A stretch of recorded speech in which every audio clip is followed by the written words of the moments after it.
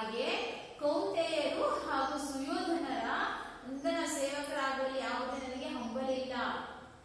ನಾನೇನಪ್ಪ ಅನ್ನೋದಾದ್ರೆ ವೀರ ಕೌರವನೇ ನನ್ನ ಒಡೆಯ, ಅವನು ಶತ್ರುಗಳು ಆತ ಹೇಳಿದಂತ ಹಾಗೆ ನಾನು ಏನ್ ಮಾಡ್ತೀನಿ, ನನ್ನ ಯುದ್ಧವನ್ನ ಮಾಡಿ ಆತನಿಗೆ ಯಾರು ಶತ್ರುಗಳು ಇರ್ತಾರೋ ಅವರೇ ನನಗೆ ಶತ್ರುಗಳು. ಅವರಿಗೆ ನನ್ನ ತಲೆಯನ್ನ ಶಿರವನ್ನು ಒಪ್ಪಿಸಿ ತಯಾರಿಯಲ್ಲಿ ನಾನಿದ್ದೆ. ಆದ್ರೆ ನೀನೇನ್ ಮಾಡಿದೀಯ, ಕೌರವೇಂದ್ರನನ್ನು ಇಂದು ನೀನು ಕೊಂದೆ ಎಂದು ಹೇಳ್ತಾರೆ ಅಲ್ವಾ. ಹಾಗೆ ಮುಂದುವರೆದ ಭಾಗದಲ್ಲಿ ಮತ್ತೆ ನೆಕ್ಸ್ಟ್ ಏನ್ ಹೇಳ್ತಾರೆ ಅಂತ ನೋಡೋಣ ಮಕ್ಕಳೇ. ಎಲ್ಲರೂ ಪಠ್ಯಪುಸ್ತಕ ತಂದಿರಲ್ವಾ, ಪೇಜ್ ನಂಬರ್ 119ರಲ್ಲಿ 9ನೇ ಪ್ಯಾರದಲ್ಲಿ ನೋಡೋಣ.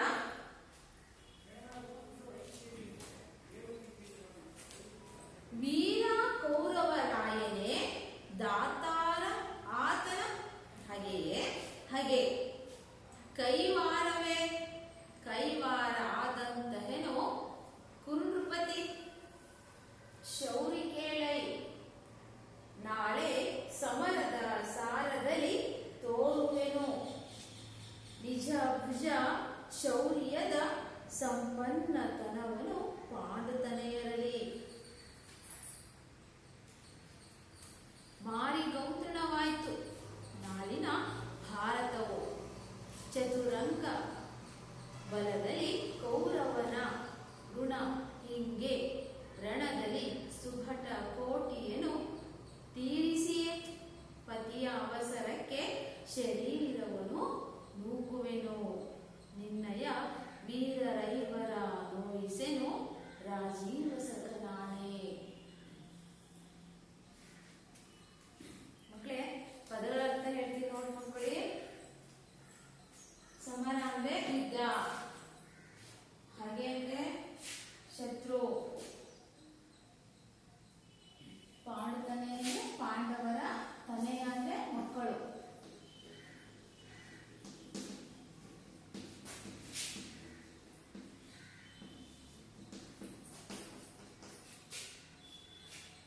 ಹಾಗೆ ಅಂದ್ರೆ ಶತ್ರು. ಶೌರ್ಯ ಅಂದ್ರೆ ಸಾಹಸ ಪರಾಕ್ರಮ. ಮಾರಿ ಗೌತಣ ಅಂದ್ರೆ ಮೃತ್ಯು ದೇವತೆ, ಮಾರಿ ಅಂದ್ರೆ ಮೃತ್ಯು ದೇವತೆ.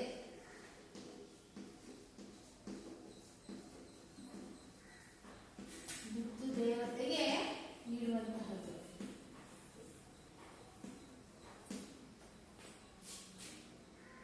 ಚತುರಂಗ ಬಲ ಅಂದ್ರೆ ಚತುರಂಗ ಬಲ, ಆನೆ, ಕುದುರೆ, ರಥ, ಕಾಲಾಳಗಳು.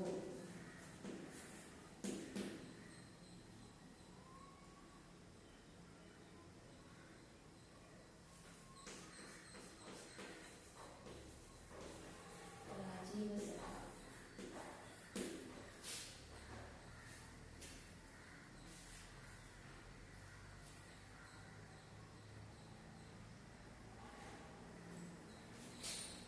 ತಾವರೆ ಹೂವಿನ ಸ್ನೇಹಿತ ಸೂರ್ಯ.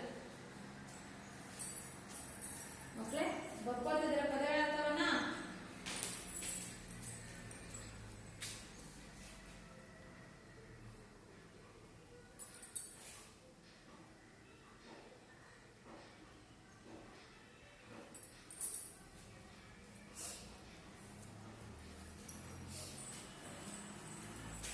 ಮಕ್ಕಳೇ ಇವಾಗ ಈ ಪ್ಯಾರದ ಸಾರಾಂಶವನ್ನ ಹೇಳ್ತಾ ಹೋಗ್ತೀನಿ, ನೀವು ನೋಟ್ ಮಾಡ್ಕೊಳ್ಳಿ ಆಯ್ತಾ.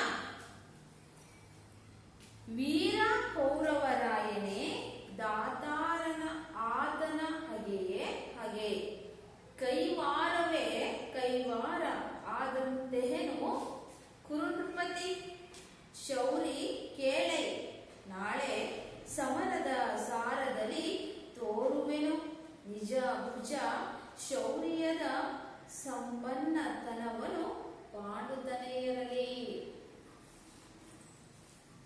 ನೋಡಿ ಏನಂತ ಹೇಳ್ತಿದ್ದಾನೆ ಕರ್ಣ ಕೃಷ್ಣನಿಗೆ ಅಂದ್ರೆ, ವೀರ ಕೌರವರಾಯನೇ. ವೀರ ಕೌರವರಾಯ ಅಂದ್ರೆ ದುರ್ಯೋಧನನೇ ದಾತಾರ ಆತನ. ದುರ್ಯೋಧನ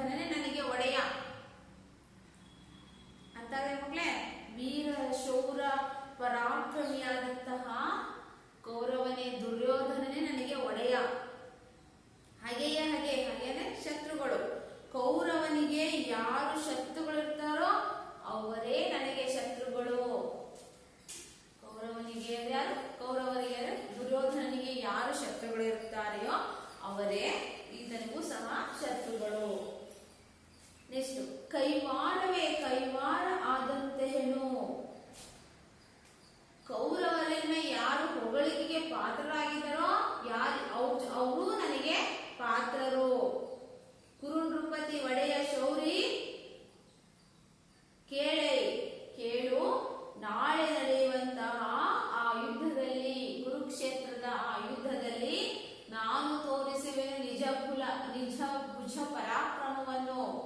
ಕೇಳು, ನಾಳೆ ನಡೀತಾ ಇರುವಂತಹ ಆ ಒಂದು ಯುದ್ಧದಲ್ಲಿ ನಾನು ನನ್ನ ಶಕ್ತಿ ಸಾಮರ್ಥ್ಯವನ್ನ ಯುದ್ಧದಲ್ಲಿ ತೋರಿಸುವೆನು. ಶೌರ್ಯದ ಸಂಪನ್ನತನವನ್ನು ಪಾಂಡತನೆಯರಲ್ಲಿ, ಸಾಹಸ ಪರಾಕ್ರಮವನ್ನು ಪಾಂಡುರಾಜರ ಮಕ್ಕಳಲ್ಲಿ ನಾನು ತೋರಿಸುವೆನು. ನಿಜಭುಜ ಶೌರ್ಯದ ಸಂಪನ್ನತನವನ್ನು ಪಾಂಡುತನೆಯರಲ್ಲಿ ತೋರಿಸುವೆನು. ಮಕ್ಕಳ ಅರ್ಥ ಆಗ್ತದೆ ಈ ತರ? ಕೇಳು ಕೃಷ್ಣನೇ, ವೀರ ಆದಂತಹ ಬಲಶಾಲಿ ಪರಾಕ್ರಮಿಯಾದಂತಹ ಆ ಕೌರವನಾದಂತಹ ಆತನೇ ನನಗೆ ಒಡೆಯ. ಆತನಿಗೆ ಯಾರು ಶತ್ರುಗಳಿರ್ತಾರೋ ಅವರು ನನಗೆ ಶತ್ರುಗಳು. ಹೊಗಳಿಕೆಗೆ ಯಾರು ಪಾತ್ರರಾಗಿರ್ತಾರೋ ಅವರು ನನಗೆ, ಅವನು ಯಾರು ಇಷ್ಟಪಟ್ಟ ಅವತನು ನನಗೆ ಶತ್ರುಗಳು. ಹಾಗೆ ಇತನೇ ಕೇಳು ಕುರುನೃಪತಿ ಒಡೆಯನೇ, ಕೇಳು ಕುರುನೃಪತಿ ಒಡೆಯನಾದಂತಹ ಸಾರದಲ್ಲಿ ನಾನು ಏನ್ ಮಾಡ್ತೀನಿ, ಯುದ್ಧವನ್ನ ನಿಜ ಭುಜ ಪರಾಕ್ರಮದಲ್ಲಿ ನಾನು ನಾಳೆ ನಡೆಯುವಂತಹ ಆ ಕುರುಕ್ಷೇತ್ರ ಯುದ್ಧದಲ್ಲಿ ನನ್ನ ಶಕ್ತಿ ಸಾಮರ್ಥ್ಯವನ್ನು ಪರಾಕ್ರಮವನ್ನು ನಾನು ತೋರಿಸುತ್ತೇನೆ. ಹೇಗೆ ಅಂತ ಹೇಳ್ತಾರೆ, ನಾಳೆ ನಡೆಯುವಂತಹ ಆ ಕುರುಕ್ಷೇತ್ರ ಯುದ್ಧದಲ್ಲಿ ಮಾರಿ ಗೌತಣವಾಯಿತು ನಾಳಿನ ಭಾರತವು.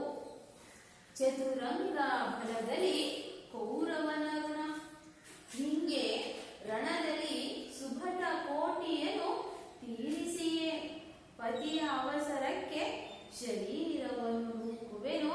ನಿನ್ನಯ ವೀರರೈವರ ನೋಯಿಸೆನು ರಾಜೀವ ಸದನಾನೇ.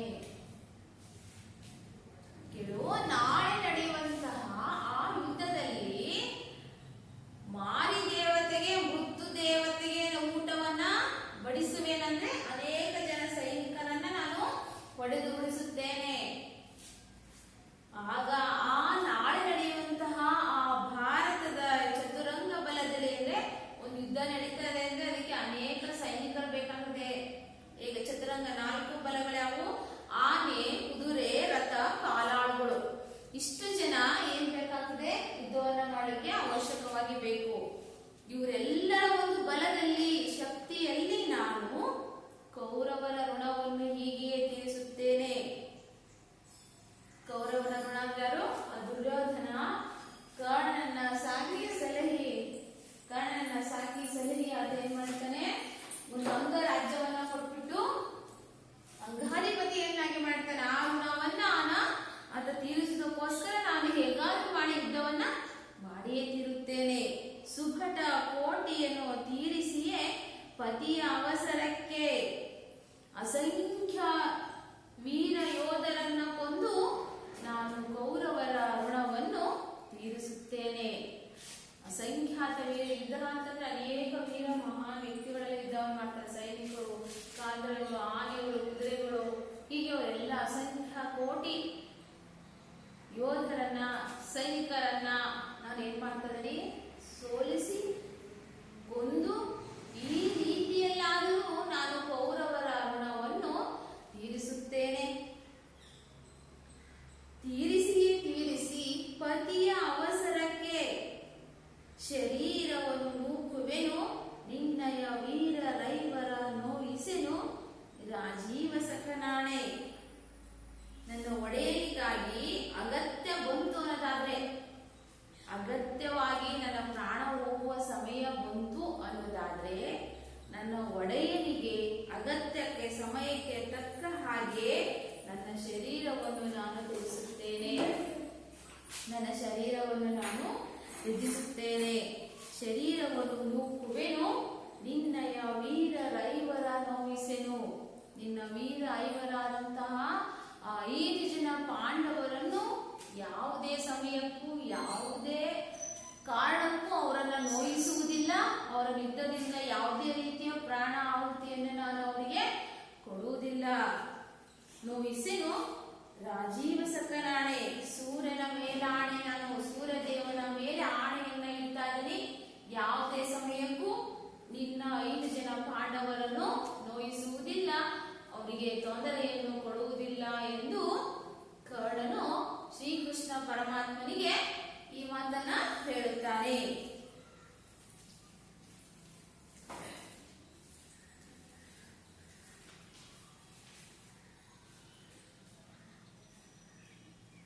ಯುದ್ಧದ ವಿಚಾರದಲ್ಲಿ ಕರ್ಣನ ತೀರ್ಮಾನವೇನು ಅಂತ ಪ್ರಶ್ನೆ ಮಕ್ಕಳೇ. ಯುದ್ಧದ ವಿಚಾರದಲ್ಲಿ ಕರ್ಣನ ತೀರ್ಮಾನವೇನು? ಈಗ ಮಕ್ಕಳು ಇದೆಲ್ಲ ಪ್ಲಾನ್ ಆಗ್ತೈತಲ್ವಾ? ಈ ಬಾರಿ ಇನ್ನೊಂದ್ಸರಿ ನಾನು ಹೇಳ್ತಾ ಹೋಗ್ತೀನಿ, ಇನ್ನೊಂದ್ಸರಿ ನೋಟ್ ಮಾಡ್ಕೊಳ್ತಾ. ನಾಳೆ ನಡೆಯುವಂತಹ ಆ ಯುದ್ಧದಲ್ಲಿ ಮೃತ್ಯು ದೇವತೆಗೆ ಏನ್ ಮಾಡ್ತಾರೆ? ಮೃತ್ಯು ದೇವತೆಗೆ ಔತಣವಾಗ್ತದೆ, ಊಟ ಆಗುತ್ತೆ ಅಂದ್ರೆ ಅನೇಕ ಸೈನಿಕರನ್ನ ಕೊಂದು ಬಿಡ್ತಾ ಇದ್ದಾನೆ, ಯುದ್ಧವನ್ನ ಮಾಡ್ತಾ ಇದ್ದಾನೆ. ಹೇಗೆ? ಎಲ್ಲಿ? ನಾಳೆ ನಡೆಯುವಂತಹ ಆ ಒಂದು ಚತುರಂಗ ಬಲದ ಸಹಕಾರದಿಂದಾಗಿ ಆನೆ, ಕುದುರೆ, ರಥ, ಕಾಲಾಳುಗಳ ಒಂದು ಸೈನ್ಯ ಬಲದಲ್ಲಿ ನಾನು ಹೇಗಾದ್ರೆ ಮಾಡಿ ನನ್ನ ಒಡೆಯನಾದಂತಹ ಆ ಕೌರವನ ಋಣವನ್ನು ಯುದ್ಧ ಮಾಡಿಯೇ ನಾನು ತೀರಿಸುತ್ತೇನೆ. ಒಂದು ವೇಳೆ ಸಮಯಕ್ಕೆ ಅಗತ್ಯಕ್ಕೆ ತಕ್ಕ ಹಾಗೆ ಏನಾದ್ರೂ ಅವಕಾಶ ಬಂತು ಅನ್ನೋದಾದ್ರೆ ನನ್ನ ಶರೀರವನ್ನು ನಾನೇನ್ ಮಾಡ್ತೀನಿ? ತ್ಯಜಿಸುತ್ತೇನೆ. ಅಂದ್ರೆ ನನ್ನ ಶರೀರವನ್ನು ನಾನು ಬಿಟ್ಬಿಡ್ತೀನಿ, ಮರಣವನ್ನ ಹೊಂದ್ತಾ ಇದ್ದೀನಿ. ಯಾವುದೇ ಕಾರಣಕ್ಕೂ ನಿನ್ನ 5 ಜನ ವೀರರಾದಂತಹ ಶೂರರಾದಂತಹ ಆ 5 ಜನ ಪಾಂಡವರ ಮನಸ್ಸನ್ನು ನೋಯಿಸುವುದಿಲ್ಲ, ಅವರಿಗೆ ಯಾವುದೇ ರೀತಿಯಲ್ಲಿ ನಾನು ತೊಂದರೆಯನ್ನ ಕೊಡುವುದಿಲ್ಲ, ನನ್ನ ಸೂರ್ಯದೇವನ ಮೇಲಾಣೆ ಎಂದು ಕೃಷ್ಣನಿಗೆ ಕರ್ಣನ ಈ ಮಾತನ್ನ ಕೊನೆಯದಾಗಿ ಹೇಳ್ತಾ ಇದ್ದಾನೆ. ಮಕ್ಕಳೇ, ನಾವು ಇದುವರೆಗೂ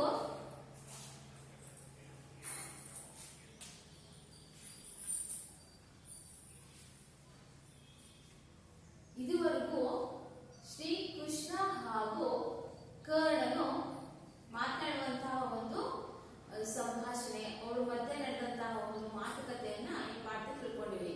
ಇದ್ರಲ್ಲಿ ನೀವು ಏನ್ ನೋಡ್ಬೋದಪ್ಪ ಅಂದ್ರೆ, ಕರ್ಣನು ಇದ್ದಾರೆ ಸರಿನಾ ಅಂತ ಯೋಚನೆ ಮಾಡ್ಬೋದು ಅಲ್ವಾ? ಇನ್ನೊಬ್ಬ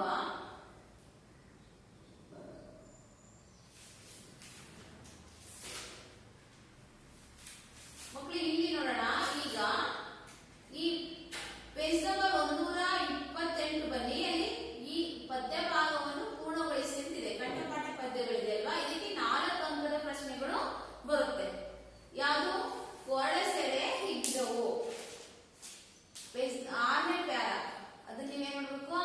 ಕಂಠಪಾಠ ಪದ್ಯವನ್ನ ಕಲಿಬೇಕು. ನೆಕ್ಸ್ಟ್ ಇವಾಗ ಹೇಳಿದಲ್ಲ ಲಾಸ್ಟ್ ಪ್ಯಾರ, ಮಾರಿ ಗೋತ್ರವಾಯಿತು ನಾಳಿನ ಭಾರತವು, ಇದನ್ನು ಸಹ ನೀವೇ ನೋಡ್ಬೇಕು, ಕಂಠಪಾಠ ಕಲಿಬೇಕು ಪದ್ಯವನ್ನ. ಇದಕ್ಕೆ ಎಷ್ಟು ಅಂಕ ಇರುತ್ತೆ ಅಂತ ಹೇಳಿದೆ ನಾನು?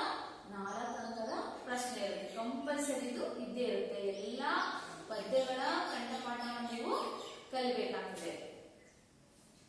ಓಕೆ ಮಕ್ಕಳ, ನಾವೀಗ ನೆಕ್ಸ್ಟ್ ನಾವು ಇಲ್ಲಿರುವಂತಹ ಒಂದು ವ್ಯಾಕರಣಾಂಶ ಭಾಗವನ್ನು ಇದು ನೋಡೋಣ. ಈ ಪದ್ಯಗಳ ಜೊತೆಗೆ ನಿಮಗೆ ಹೆಚ್ಚು ಕಲಿಕೆ ಆಗುವಂತಹದ್ದು ವ್ಯಾಕರಣಾಂಶದ ಕುರಿತಾದಂತಹ ಪ್ರಶ್ನೆಗಳು ಪರೀಕ್ಷೆಯಲ್ಲಿ ಹೆಚ್ಚಾಗಿ ಬರ್ತಾ ಇರ್ತದೆ.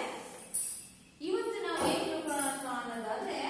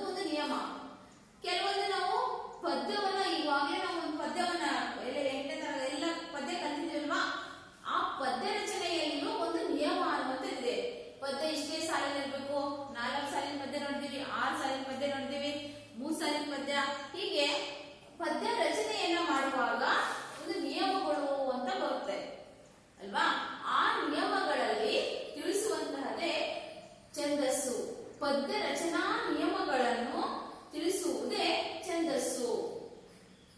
ಹಾಗಾದ್ರೆ ಈ ಛಂದಸ್ ಶಾಸ್ತ್ರದಲ್ಲಿ ನಾವು ಏನ್ ಮಾಡ್ತೀವಿ, ಪ್ರಾಸ ಯತಿ ಗಣ ಅಂತಂದು ನಾವು ಭಾಗಗಳನ್ನು ಮಾಡ್ತಾ ಇದ್ದೀವಿ. ಹಾಗೆಯೇ ಈ ಛಂದಸ್ಸಿನ ಕುರಿತಾಗಿ ಕ್ರಿಸ್ತಶಕ 990ರಲ್ಲಿರುವಂತಹ ಒಂದನೇ ನಾಗವರ್ಮ ಅನ್ನುವಂತಹ ಕವಿ ಛಂದೋಪದಿ ಎನ್ನುವಂತಹ ಗ್ರಂಥವನ್ನ ಬರೆಯುವುದರ ಮೂಲಕ ಅದರಲ್ಲಿ ಛಂದಸ್ಸಿನ ಆ ನಿಯಮಗಳನ್ನು ಅವರು ತಿಳಿಸಿದ್ದಾರೆ. ಹಾಗೆಯೇ ಪ್ರಾಸ ಯತಿ ಗಣ ಅಂತ ನಾವು 3 ಪ್ರಕಾರಗಳಲ್ಲಿ ನಾವು ನೋಡ್ತಾ ಇದ್ದೇವೆ. ಛಂದಸ್ಸಿನಲ್ಲಿ ಬರುವಂತಹ 3 ಪ್ರಕಾರಗಳು ಯಾವುದು ಮಕ್ಕಳೇ? ಪ್ರಾಸ ಯತಿ ಗಣ.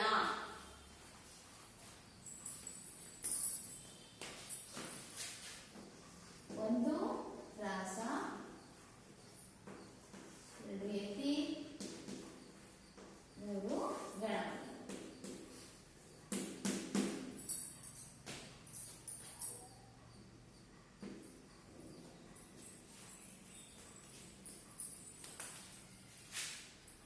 ಪ್ರಾಸ ಯತಿ ಹಾಗೂ ಗಣ ಅಂತ ನಾವು 3 ಪ್ರಕಾರಗಳನ್ನ ಮಾಡ್ತಾ ಇದ್ದೇವೆ. ಇದರಲ್ಲಿ ಒಂದನೇದಾಗಿ ಪ್ರಾಸ ಅಂದ್ರೆ ಸ್ವಲ್ಪ ಶಾರ್ಟ್ ಆಗಿ ಹೇಳ್ತಾ ಹೋಗ್ತೀನಿ ನಾನು. ಇಲ್ಲಿ ಪದ್ಯದ ಪ್ರತಿ ಸಾಲಿನ 1 ಮತ್ತು 2ನೇ ಸ್ವರಗಳ ಮಧ್ಯದಲ್ಲಿ ಒಂದೇ ಜಾತಿಯ ವ್ಯಂಜನವಿದ್ದರೆ ಅದನ್ನು ಆದಿಪ್ರಾಸ ಎಂದಲೂ ಕರೆಯುತ್ತಾರೆ. ಹಾಗೂ ಆದಿಪ್ರಾಸ, ಅಂತ್ಯಪ್ರಾಸ, ಮಧ್ಯಪ್ರಾಸ. ಆದಿಪ್ರಾಸ, ಮಧ್ಯಪ್ರಾಸ, ಅಂತ್ಯಪ್ರಾಸ. ನೋಡಿ, ಪದ್ಯ ಬಂದಿದೆ ಅಂದ್ರೆ ಆ ಪದ್ಯದ ಕೊನೆಯಲ್ಲಿ 2 ಅಕ್ಷರಗಳು ಪುನರಾವರ್ತನೆ ಆಗುವುದು, ಪದ್ಯದ ಮೊದಲನೇ 2 ಅಕ್ಷರಗಳು ಪುನರಾವರ್ತನೆ ಆಗುವುದು, ರ ರ ಳ ಳ ಹೀಗೆ ಕೊನೆಯ ಅಕ್ಷರಗಳು ಹೀಗೆ ಇರುವಂತಹದ್ದು ಪ್ರಾಸ ಆಗ್ತದೆ. ಯತಿ ಅಂದ್ರಪ್ಪ ಏನು ಅಂದ್ರೆ ಕಾವ್ಯವನ್ನ ನಾವು ಓದ್ತಾ ಇದ್ದೀವಿ. ಒಂದು ಕಾವ್ಯವನ್ನ, ಕಥೆ, ಕಾದಂಬರಿ ಇರ್ಬೋದು, ಟೆಕ್ಸ್ಟ್ ಬುಕ್ ಪದ್ಯವನ್ನ, ಪಾಠವನ್ನ ಓದುವಾಗ ಅಲ್ಲಿ ನಾವು ಉಸಿರನ್ನ ತೆಗೆದುಕೊಳ್ಳುವ ಸಲುವಾಗಿ ಒಂದ್ ಸ್ವಲ್ಪ ಓದಿ ಸ್ಟಾಪ್ ಮಾಡ್ಬಿಡ್ತೀವಿ, ಓದಿ ನಿಂತೀವಲ್ವಾ, ಅದೇ ಯತಿ ಅಂತ ಕರೀತಾರೆ. ಹಾಗೆಯೇ ಎಲ್ಲಿ ಬೇಕಲ್ಲಿ ಹಾಗೆಯೇ ನೆಕ್ಸ್ಟ್ ಓದುವಾಗ ಆ ಅರ್ಥಕ್ಕೆ ಲೋಪ ಬರದಂತೆ ಸ್ಪಷ್ಟವಾಗಿ ನಾವು ಆ ಕಾವ್ಯವನ್ನ ಓದ್ಬೇಕು. ಅದೇ ಆಗದೆ ಯತಿ ಆಗ್ತದೆ. ನಾನು ಈ ದಿನ ನಿಮ್ಗೆ ಕ್ಲಾಸಲ್ಲಿ ಹೇಳ್ತಾ ಇರುವಂತಹ ಛಂದಸ್ಸಿನ 3ನೇ ಪ್ರಕಾರ ಇಂಪಾರ್ಟೆಂಟ್ ಗಣ, ಗಣಗಳ ಬಗ್ಗೆ ಹೇಳ್ತಾ ಇದ್ದೀವಿ ಇವತ್ತು ಮಕ್ಕಳೇ. ಗಣ ಅಂದ್ರೆ ಏನಪ್ಪ? ಗುಂಪು. ಗಣ ಅಂದ್ರೆ ಏನು? ಗುಂಪು ಅಥವಾ ಸಮೂಹ. ನಾವು ತರಗತಿಯಲ್ಲಿ 5 ಮಕ್ಕಳು ಗುಂಪು, 10 ಜನ ಮಕ್ಕಳು ಗುಂಪು, ಅದೇ ಗುಂಪು ಮಾಡ್ತೀವಲ್ವಾ, ಹಾಗೆ ಇಲ್ಲಿ ಮಾತ್ರೆಗಳ ಗುಂಪು ಅಂತ ನಾವು ಏನ್ ಮಾಡ್ತಾ ಇದೀವಿ, ಇದರಲ್ಲಿ ಛಂದಸ್ಸಲ್ಲಿ ಹೇಳ್ತಿದ್ದೀವಿ. ಬರ್ಕೊಳ್ಳಿ, ಗಣ ಅಂದ್ರೆ ಗುಂಪು ಅಥವಾ ಸಮೂಹ.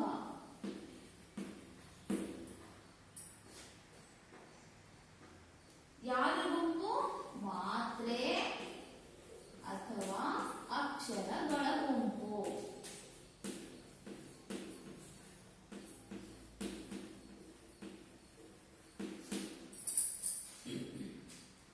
ಅಥವಾ ಇನ್ನೊಂದು ಅಂಶಗಳು. ಇದು ಸಂಗತಿಗಳಲ್ಲಿ ಬರುತ್ತದೆ. ಅಂಶಗಳ ಗುಂಪು ಅಂತ ನಾವು ಇನ್ನೊಂದು ಅರ್ಥದಲ್ಲಿ ಹೇಳ್ಬೋದು. ಹಾಗಾದ್ರೆ ಈ ಮಾತ್ರಾಗಣ, ಮಾತ್ರಾಗಣ ಅಂದ್ರೆ ಮಾತ್ರೆಗಳ ಲೆಕ್ಕ. ಅದ್ರಲ್ಲಿ ಏನ್ ಬರುತ್ತಪ್ಪ ಅಂದ್ರೆ ಮಾತ್ರೆಗಳಲ್ಲಿ ಇದು ಬರುತ್ತೆ, ಇದರಲ್ಲಿ ಲಘು ಮತ್ತೆ ಗುರು ಅಂತ ಬರುತ್ತೆ. ಇದ್ರ ಬೆಲೆ 1, ಇದ್ರ ಬೆಲೆ 2. ಇದಕ್ಕೆ ಏನ್ ಹೇಳ್ತೀವಿ ನಾವು? ಲಘು ಮತ್ತೆ ಇದಕ್ಕೆ ಗುರು ಚಿಹ್ನೆ ಅಂತ ಕರೀತಾರೆ. ಇದ್ರ ಬೆಲೆ 1 ಆದ್ರೆ ಇದ್ರ ಬೆಲೆ 2. ಈ ಅಕ್ಷರಗಳನ್ನು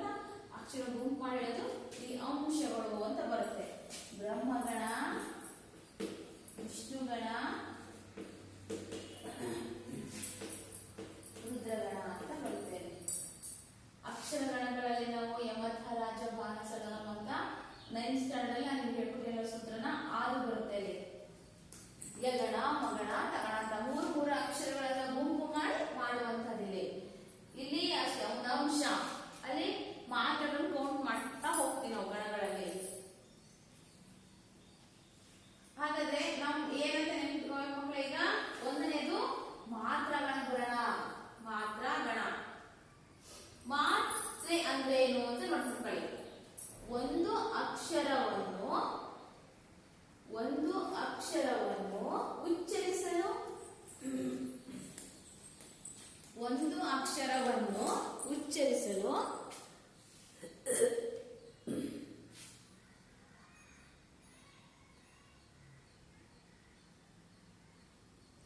ಒಂದು ಅಕ್ಷರವನ್ನು ಉಚ್ಚರಿಸಲು ಬೇಕಾದ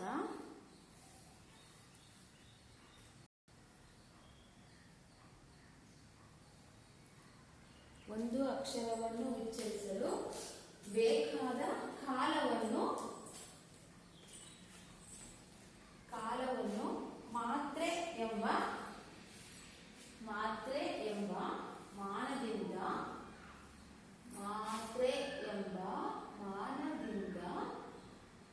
ಅಳೆಯಲಾಗುವುದು.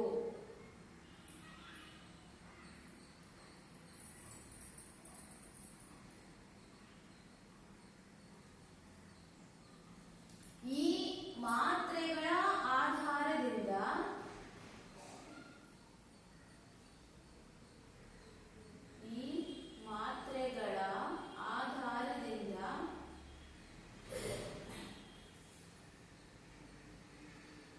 ಗಣ ವಿಭಾಗ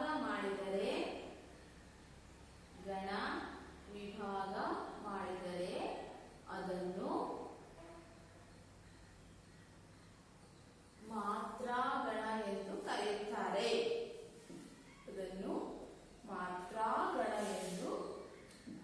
ಕರೆಯುತ್ತಾರೆ.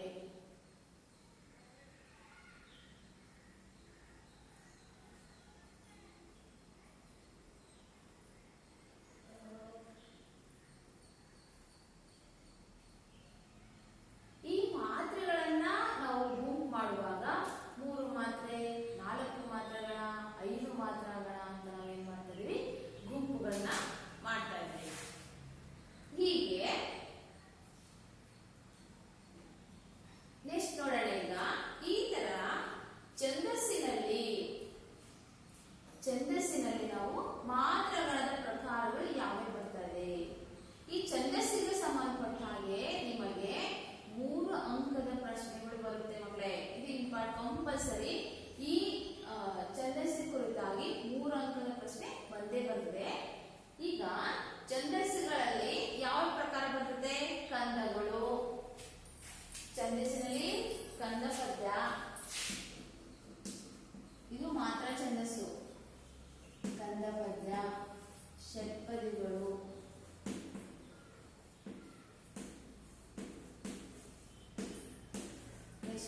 ರಗಳೆ. ಇವಿಷ್ಟು ಮಾತ್ರ ಛಂದಸ್ಸಿನ ಪ್ರಕಾರಗಳು. 3 ಮಾತ್ರಗಳ, 4, 5 ಮಾತ್ರಗಳ ಅಂತ ಹೇಗೆ ನಾವು ಡಿವೈಡ್ ಮಾಡ್ತೀವಲ್ವಾ, ಆ ಸಂಬಂಧಪಟ್ಟಂಗೆ ಇದು ಛಂದಸ್ಸಾಗಿದೆ.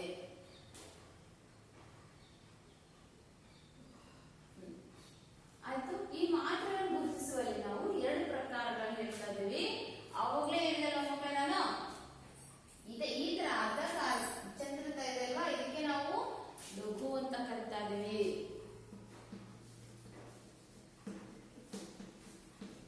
ಇದಕ್ಕೆ ನಾವು ಗುರು ಅಂತ ಕರಿತಾ ಇದ್ದೀವಿ.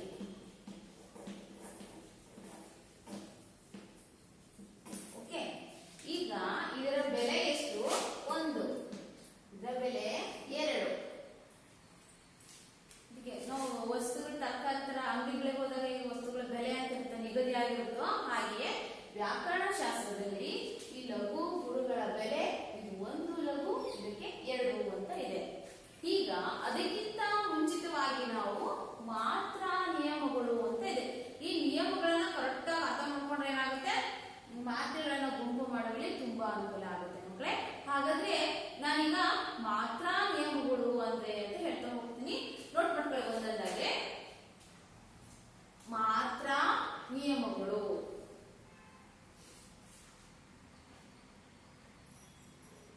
ಮಾತ್ರ ನಿಯಮಗಳು.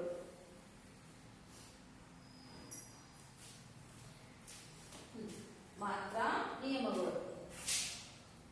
ಈ ಮಾತ್ರ ನಿಯಮಗಳಲ್ಲಿ ಫಸ್ಟ್ ನಾವೇನ್ ಮಾಡ್ತೀವಪ್ಪ ಅಂದ್ರೆ 1ನೇ ಪಾಯಿಂಟ್, ಮಾತ್ರ ನಿಯಮಗಳು ಬಂದಾಗ ಋಸ್ವ ಸ್ವರಾಕ್ಷರಗಳಿಗೆ ನಾವು ಲಘು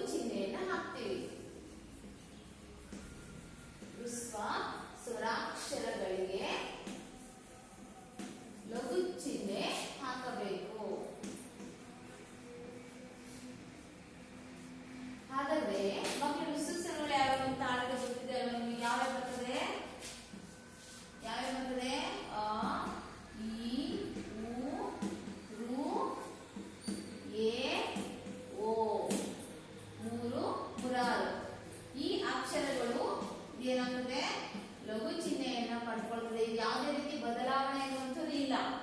ಹಾಗೆ ಎರಡನೇ ಪಾಯಿಂಟ್, ಹ್ರಸ್ವ ಸ್ವರದಿಂದ ಕೂಡಿದ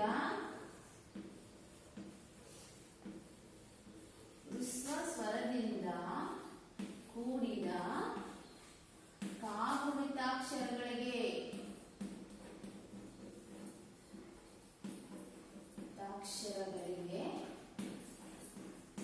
ಲಘು ಚಿಹ್ನೆ ಹಾಕಬೇಕು. ಹಾಗಾದ್ರೆ ಹ್ರಸ್ವ ಸ್ವರದಿಂದ ಕೂಡಿದ ಕಾಗುಣಿತಾಕ್ಷರ ಅಂದ್ರೆ ಗ ಪ್ಲಸ್ ಏನಾಗುತ್ತೆ, ಕ. ನೆಕ್ಸ್ಟ್ ಕಿ, ನೆಕ್ಸ್ಟ್ ಕು, ನೆಕ್ಸ್ಟ್ ರು, ರು, ರು, ಕೆ, ಕೋ. ಅಲ್ಲ ಮಕ್ಕಳೇ, ನಾವು ಈ ಅಕ್ಷರ ನೋಡಿ, ಇಲ್ಲಿ ಹ್ರಸ್ವ ಸ್ವರಾಕ್ಷರ ಆದಂತಹ ಅ ಅಕ್ಷರಕ್ಕೆ ಆಂಜನೇಯ ಹಾಕಿದ್ರೆ ನಾವು ಲಘು. ಹಾಗೆಯೇ ಹ್ರಸ್ವ ಸ್ವರದಿಂದ ಕೂಡಿದಂತಹ ಕಾಗುಣಿತಾಕ್ಷರವೂ ಸಹ ಏನಾಗುತ್ತೆ, ಆಟೋಮೆಟಿಕ್ ಆಗಿ ಅದೇ ಲಘು ಚಿಹ್ನೆಯನ್ನು ಪಡ್ಕೊಳ್ಳುತ್ತೆ. ನೆಕ್ಸ್ಟ್ ಪಾಯಿಂಟ್ ಬರ್ತದೆ, ದೀರ್ಘ ಸ್ವರಾಕ್ಷರಗಳಿಗೆ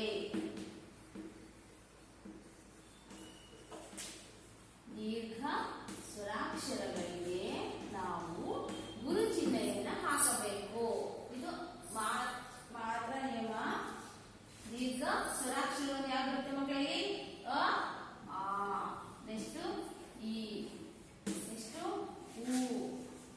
ನೆಕ್ಸ್ಟ್ ಎ, ಐ, ಓ, ಔ. ಇವೆಷ್ಟಿವೆ ಅಂದರೆ 7 ಇದಾವೆ. ನಿಮಗೆ ಪರೀಕ್ಷೆಯಲ್ಲಿ ಬರುತ್ತೆ ಹ್ರಸ್ವ ಸ್ವರಗಳ ಸಂಖ್ಯೆ ಎಷ್ಟು, ದೀರ್ಘ ಸ್ವರಗಳ ಸಂಖ್ಯೆ, ಇದರಲ್ಲೂ ನೀವೆಲ್ಲ ಕಲಿತಾ ಹೋಗ್ಬೋದು ಮಕ್ಕಳೇ. ಹಾಗೆಯೇ ಹ್ರಸ್ವ ಸ್ವರ ದೀರ್ಘ ಸ್ವರದಿಂದ ಕೂಡಿದ ಕಾಗುಣಿತಾಕ್ಷರಗಳಿಗೂ ನಾವೇನ್ ಮಾಡ್ತೀವಿ, ಗುರು ಚಿಹ್ನೆ ಹಾಕ್ತೀವಿ. ಗುರು ಚಿಹ್ನೆಯನ್ನು ಪಡ್ಕೊಳ್ಳುತ್ತದೆ. ಕ ಪ್ಲಸ್ ಒಂದು ಮಾತ್ರ ನಾನು ಬಿಡಿಸ್ತಾ ಇದೀನಿ, ಉಳಿದಿದ್ದು ಅದೇ ರೀತಿ ಇರುತ್ತೆ. ಇದೇನಾಗುತ್ತೆ, ಕ.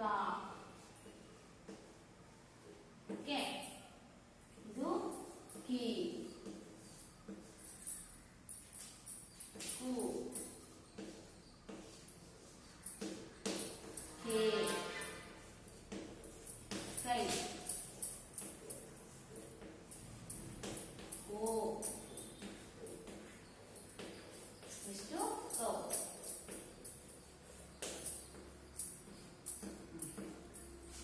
ಈ ತರ ಮಕ್ಕಳೇ, ಇದು ನೀವು ಪರ್ಫೆಕ್ಟ್ ಆಗಿ ಪ್ರಾಕ್ಟೀಸ್ ಮಾಡೋ ಮನೆಯಲ್ಲಿ. ಇದೇ ತರ ಕ ಫಸ್ಟ್ ಕ ಅಕ್ಷರ ತಗೊಂಡು ನಾನು ನಿಮಗೆ ಹೇಳ್ತಾ ಹೋದೆ. ಇದೇ ತರ ಕದಿಂದ ಳ ವರೆಗೂ ನೀವೇನ್ ಮಾಡ್ಬೇಕು, ಅಕ್ಷರಗಳಿಗೆ ಲಘು ಗುರು ಚಿಹ್ನೆಯನ್ನ ಹಾಕ್ಬೇಕಾಗ್ತದೆ.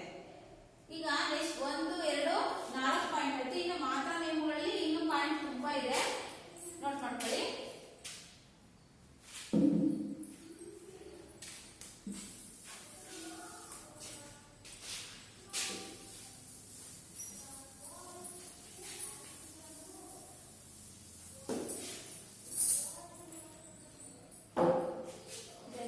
ನೆಕ್ಸ್ಟ್ ಪಾಯಿಂಟ್ ನೋಡೋಣ ಮಕ್ಕಳೇ. ಹ್ರಸ್ವ ಸ್ವರ ಆಯ್ತು, ದೀರ್ಘ ಸ್ವರ ಆಯ್ತು. ನೆಕ್ಸ್ಟ್ ಪಾಯಿಂಟ್, ಒತ್ತಕ್ಷರದ ಹಿಂದಿನ ಅಕ್ಷರಕ್ಕೆ ನಾವು ಗುರು ಚಿಹ್ನೆ ಹಾಕಬೇಕು. ಒತ್ತಕ್ಷರದ ಹಿಂದಿನ ಅಕ್ಷರಕ್ಕೆ ಗುರು ಚಿಹ್ನೆ ಹಾಕಬೇಕು. ಉದಾಹರಣೆ ನೋಡೋಣ. ಅಕ್ಕ, ಶಾಸ್ತ್ರ, ರಾಷ್ಟ್ರೀಯ ಭಾವೈಕ್ಯತೆ.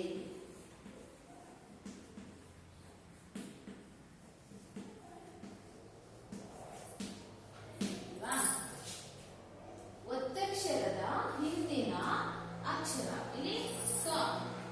ಇನ್ನೊಂದು ಅಣ್ಣ ಅಂತ ತೋರಿಸ್ತೀನಿ, ಕನ್ಫ್ಯೂಸ್ ಆಗ್ತದೆ. ಅಣ್ಣ. ಓಕೆ, ಇಲ್ಲಿ ಕ ಇದೆ ಅಲ್ವಾ, ಕ ಇದೆ.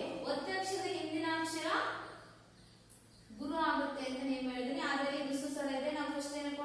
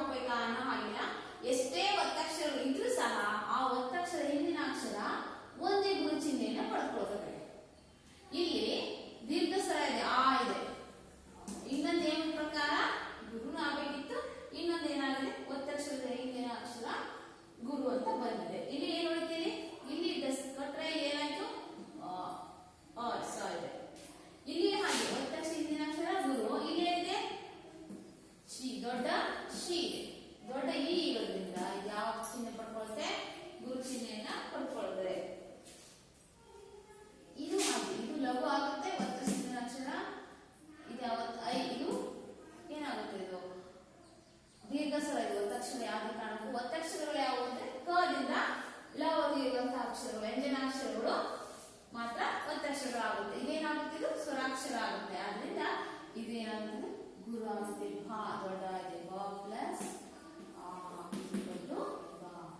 ಆ ದೀರ್ಘ ಸದಾ ಇರೋದ್ರಿಂದ ಅದು ಗುರು. ಭಾವೈಕ್ಯತೆ ಇದು ಸಹ ನೋಡಿ ಯಾವ ಒತ್ತಕ್ಷರ ಇದೆ, ಇದು ಗುರು ಆಗುತ್ತೆ. ಎಷ್ಟಿರೋದು ಲಘು ಆಗುತ್ತೆ.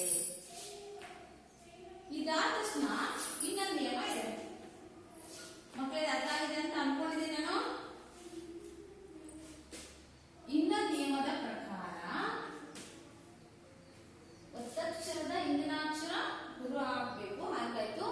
ನೆಕ್ಸ್ಟ್ ಅನುಸ್ವಾರ ವಿಸರ್ಗಾಕ್ಷರಗಳಿಂದ ಕೂಡಿದ ಅಕ್ಷರಗಳು ಗುರು ಚಿಹ್ನೆ ಪಡ್ಕೊಳ್ಳುತ್ತದೆ. ಅನುಸ್ವಾರ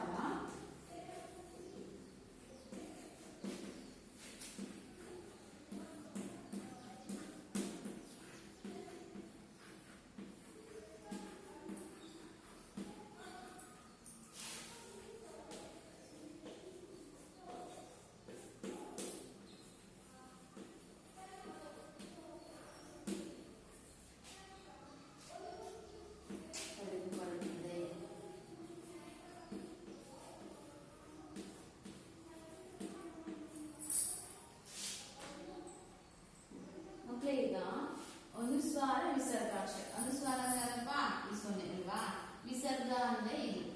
ಇದಕ್ಕೆ ಯಾವುದೇ ಬೆಲೆ ಇರುವಂತದಿಲ್ಲ. ಇದು ಹಿಂದೆ ಒಂದು ಅಕ್ಷರ ಬಂತು ಅಂದ್ರೆ ಸ್ವರಾಕ್ಷರ ಸೇರ್ತು ಅಂದ್ರೆ ಅದಕ್ಕೆ ಒಂದು ಅರ್ಥ ಬೆಲೆ ಅನ್ನುವಂಥದ್ದು ಇದೆ. ಈ ರೀತಿ ಬಂದು ಸೇರಿದಾಗ ಇವೆರಡನ್ನ ಸೇರಿ ನಾವು ಏನ್ ಮಾಡ್ತೀವಿ, ಗುರು ಚಿಹ್ನೆಯನ್ನ ಹಾಕ್ತೀವಿ. ಉದಾಹರಣೆ ದುಃಖ,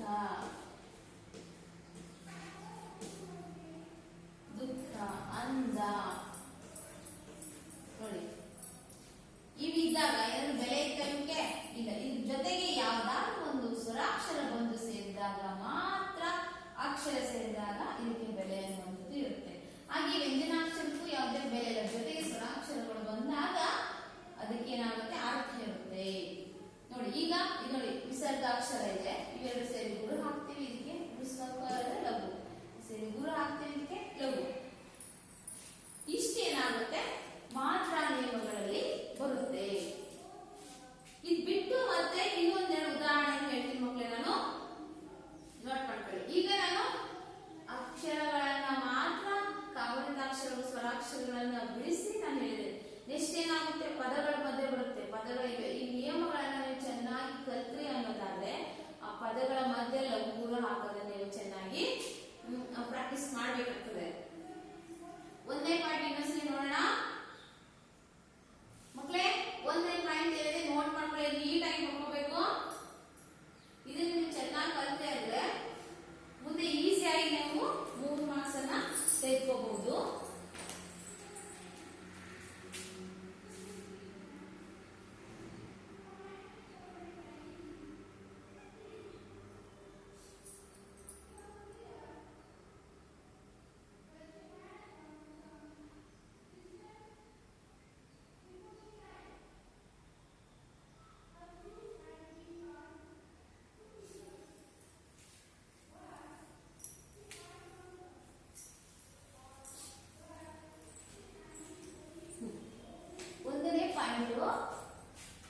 ಫಸ್ಟ್ ಇನ್ನೊಂದ್ಸರಿ ನೋಡೋಣ. ಮಾತ್ರಾ ನಿಯಮಗಳಲ್ಲಿ ಒಂದನೇದು, ನಾವು ಮಾತ್ರಗಳಲ್ಲಿ 2 ಪ್ರಕಾರ ಗುರುತಿಸ್ತಾ ಇದ್ದೀವಿ. ಒಂದು ಲಘು ಮತ್ತೆ ಒಂದು ಗುರು. ಲಘುವಿನ ಬೆಲೆ 1, ಗುರುವಿನ ಬೆಲೆ ಇದು ಈ ತರ ಗುರುತಿಸ್ತಾ ಇದ್ದೀವಿ ಅಲ್ವಾ. ಫಸ್ಟ್ ಪಾಯಿಂಟ್ ಎಲ್ಲ ಹೇಳೋಣ ಅಂದ್ರೆ, ಋಸ್ತು ಸ್ವರದಿಂದ ಕೂಡಿರುವಂತಹ ಅಕ್ಷರಗಳು ಆದಿಂದ ಅವರೆಗೂ ನಾವು ಏನ್ ಮಾಡ್ತೀವಿ, ಸ್ವರಾಕ್ಷರ ಅಂತ ಕರೀತೀವಲ್ವಾ. ಹಾಗೆಯೇ ಆ ಋಸ್ತು ಸ್ವರಗಳ ಸಂಖ್ಯೆ 6 ಆಗಿರುತ್ತೆ. ಆ 6 ಋಸ್ತು ಸ್ವರಗಳಿಗೆ ನಾವು ಏನ್ ಮಾಡ್ತಾ ಇದೀವಿ, ಈ ಲಘು ಚಿಹ್ನೆಯನ್ನ ಅಕ್ಷರದ ಮೇಲ್ಭಾಗದಲ್ಲಿ ಗುರುತಿಸ್ತಾ ಇದ್ದೀವಿ. ಹಾಗೆಯೇ ಈ ಋಸ್ತು ಸ್ವರದಿಂದ ಕೂಡಿದ ಕಾಗುಣಿತಾಕ್ಷರಗಳಿಗೂ ನಾವು ಆ ಅಕ್ಷರದ ಮೇಲೆ ಲಘು ಚಿಹ್ನೆಯನ್ನ ಗುರುತಿಸ್ತಾ ಇದ್ದೀವಿ. ಮತ್ತೆ ನೀವು ಇದೇ ತರ ಕದಿಂದ ಲವರೆಗಿರುವಂತಹ ಎಲ್ಲಾ ಕಾಗುಣಿತಾಕ್ಷರಗಳಿಗೂ ಇದೇ ತರ ಮಾತ್ರಾ ಚಿಹ್ನೆಯನ್ನ ಗುರುತಿಸಬೇಕು. ಇದರಲ್ಲಿ ಯಾವುದೇ ರೀತಿಯ ಬದಲಾವಣೆ ಅನ್ನುವಂಥದ್ದು ಇರೋದಿಲ್ಲ. ಆದರೆ ಈ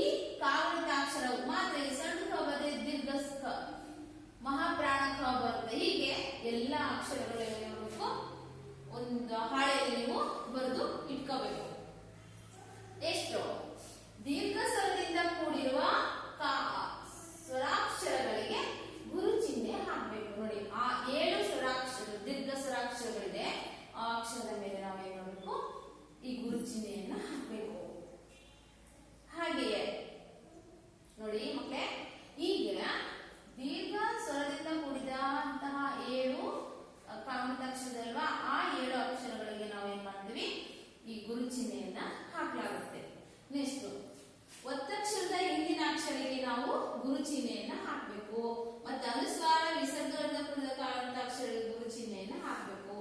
ನೆಕ್ಸ್ಟ್ ಇನ್ನೊಂದು ಪಾಯಿಂಟ್ ಏನಿದೆ ಅನ್ನೋದಾದ್ರೆ ಏನಪ್ಪಾ ಅಂದ್ರೆ ವ್ಯಂಜನಾಕ್ಷರದಿಂದ ಕೂಡಿರುವ ಅಕ್ಷರಕ್ಕೆ ಏನ್ ಮಾಡ್ತೀವಿ ನಾವು ಗುರು ಚಿಹ್ನೆಯನ್ನ ಹಾಕ್ತೀವಿ. ಸ್ವರರಹಿತ ವ್ಯಂಜನಾಕ್ಷರಗಳಿಗೆ ಬಯಲೋಳ್ ಅಂತ ಇದೆ. ಓಕೆ, ಇದಕ್ಕೆ ಬೆಲೆ ಅನ್ನೋದಿಲ್ಲ. ಈಗ ನೋಡ್ತೀವಿ ಎರಡು ಸೇರಿ ಏನ್ ಮಾಡ್ತೀವಿ ನಾವು ಗುರು ಚಿಹ್ನೆಯನ್ನ ಹಾಕ್ತೀವಿ ಈ ತರ. ಈಗ ಮುಂದೆ ನಿಮಗೆ ನಾನು ಏನ್ ಮಾಡ್ತೀನಿ, ಒಂದು ಕಾವಲಿತಾಕ್ಷರ ಕಾವಲಿತಾಕ್ಷರ ಬರ್ತೀನಿ, ಇನ್ನೊಂದು ಇವೆರಡು ಸೇರಿ ಕಾವಲಿತಾಕ್ಷರವನ್ನು ನಾನು ಬೋರ್ಡ್ ಮೇಲೆ ಬರೆದು ಲಘು ಗುರು ಮಾತ್ರ ಚಿಹ್ನೆಯನ್ನು ಗುರುತಿಸ್ತಾ ಇದ್ದೇನೆ. ಅದೇ ರೀತಿಯಲ್ಲಿ ನೀವು ಉಳಿದಂತಹ ಕಾವಲಿತಾಕ್ಷರಗಳನ್ನ ಬರೆದು ಪ್ರಾಕ್ಟೀಸ್ ಮಾಡ್ಬೇಕಾ? ಬರ್ಕೊಂಡಿರಬೇಕಾಗೇನಾ? ಬರ್ಸೋಣ.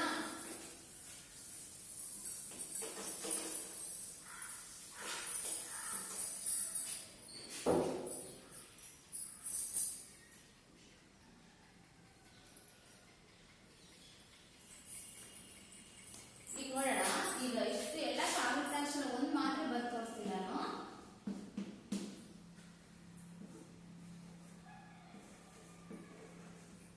ಈಗ ಆಲ್ರೆಡಿ ತಿಳಿಸ್ಕೊಟ್ಟಿರಲ್ವಾ ನಾನೀಗ. ಬೇಡ, ಇನ್ನೊಂದ್ಸರಿ ಬರೋಣ. ಅಂತೆ ಎಲ್ಲ ಸಪ್ರೇಟ್ ಆಗಿ ಬರ್ತಿದ್ದೆ. ಈಗ ನಾವೇನ್ ಮಾಡೋಣ,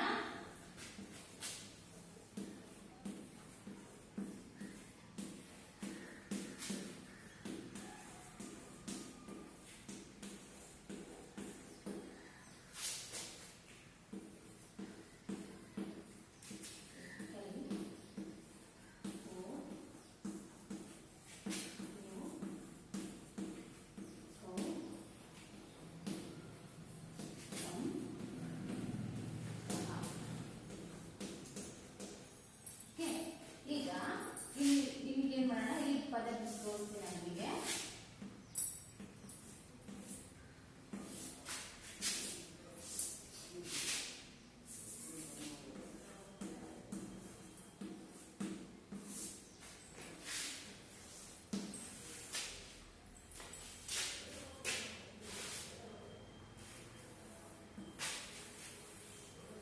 ಇನ್ನೇನ್ ಮಾಡೋಣ, ಕ ಪ್ಲಸ್ ಅ.